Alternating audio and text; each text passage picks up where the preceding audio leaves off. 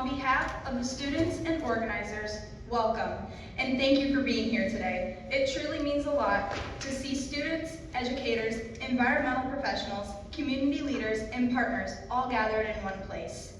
Your time, your expertise, and your willingness to collaborate shows just how much you care about the future of our land, our water, and our communities.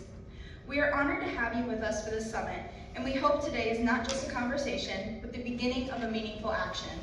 Before we dive into why we are here today, it's important to acknowledge why today matters. We are gathered here on Martin Luther King Jr. Day, a day dedicated not just to remembering Dr. King's words, but honoring his legacy through service, leadership, and action. Dr. King believed that real change happens when people come together with a shared purpose, and that message aligns closely with the work we are focusing on today. One of his most powerful reminders was this: life's most persistent and urgent question is, what are you doing for others? On MLK Day, we are called to reflect on that question. Protecting our land and water is one way we answer it. Environmental stewardship is an act of service to our communities, to future generations, and to the world we all share. By choosing to gather, learn, and collaborate today, we are honoring Dr. King's legacy through action, not just words. Environmental conservation at its core is about answering that question. It's about what we are doing for our neighbors, for our communities, and for generations who will inherit that decision we make today. Protecting land and water isn't just an environmental issue, it's a moral responsibility. Today's summit is centered around an initiative known as the 30 by 30. You may have heard of it before, or today may be your first introduction. Either way, this initiative represents a shared commitment to protecting the natural resources we all depend on. So what exactly is 30 by 30? The 30 by 30 initiative is a global and national conservation goal that aims to protect 30% of the world's land and 30% of its waters by the year 2030. This protection includes conserving existing natural areas, restoring degraded ecosystems, and managing land and water in ways that are sustainable and beneficial for both people and wildlife. But 30 by 30 is not about walking land away or excluding people. Instead, it's about balance, protecting natural spaces while allowing communities to thrive, work, and grow alongside them. The question then becomes, why did this initiative start? The answer is simple but urgent. Around the world, we are seeing the effects of climate change, habitat loss, declining biodiversity, and water pollution. Natural ecosystems that once protected us from flooding, supported wildlife, and provided clean water are disappearing at an alarming rate.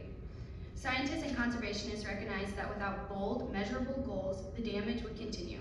30 by 30 was created as a response to that urgency, a way to set a clear target and encourage collaboration at every level, from governments and organizations to local communities and students like us.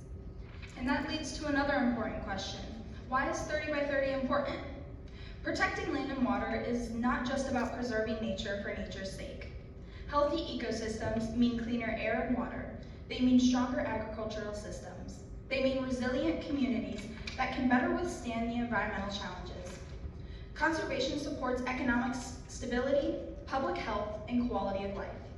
For students, 30 by 30 is about our future. It's about ensuring that the places we love, our rivers, prairies, forests, and wildlife, still exist and thrive when we are the ones leading our communities. Now let's talk about what this summit is. The summit is not a lecture. It's not a one-way conversation. Instead, it's a collaborative space designed to bring together people with different perspectives, expertise, and experiences. Today is about sharing ideas, learning from one another, and building connections that can lead to real impact. So why did we bring everyone here today? We brought you here today because no single group can solve environmental challenges alone. Students bring passion, creativity, and fresh perspectives. Professionals bring knowledge, experience, and practical solutions. Community leaders bring understanding of local needs and opportunities. By bringing all of these voices together, we create something far more powerful than any one perspective on its own. And what does this summit truly mean? This summit represents action. It represents students stepping forward and saying, we care deeply about the future of our land and water. It represents professionals who are willing to listen, mentor, and collaborate. And it represents a shared belief that progress is possible when we all work together. Today is about moving beyond awareness and towards solutions. So what are the goals of this summit? First, we want to learn. We want to understand what is already being done to protect land and water, both locally and beyond.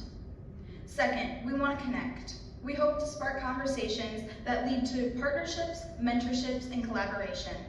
And third, we want to inspire action.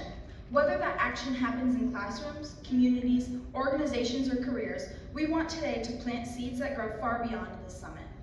Finally, let's talk about what we will be discussing today.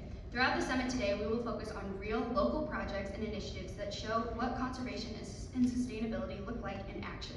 Rather than speaking in broad terms, we will explore concrete examples of how individuals, organizations, and students are making a difference right here in our community. Some of the key topics featured during the summit will include the development of a multi-use bike path and sustainable prairie along former Route 66 roadbeds, a project that connects land conservation, recreation, and long-term environmental stewardship. We will also hear about recent research and findings on a mole salamander species that was first identified in Livingston County waters within the past year, highlighting the importance of water quality, biodiversity, and ongoing scientific research. In addition, students will share a student-led initiative focused on collecting vapes and e-cigarettes to prevent environmental contamination, demonstrating youth leadership can directly address emerging environmental concerns.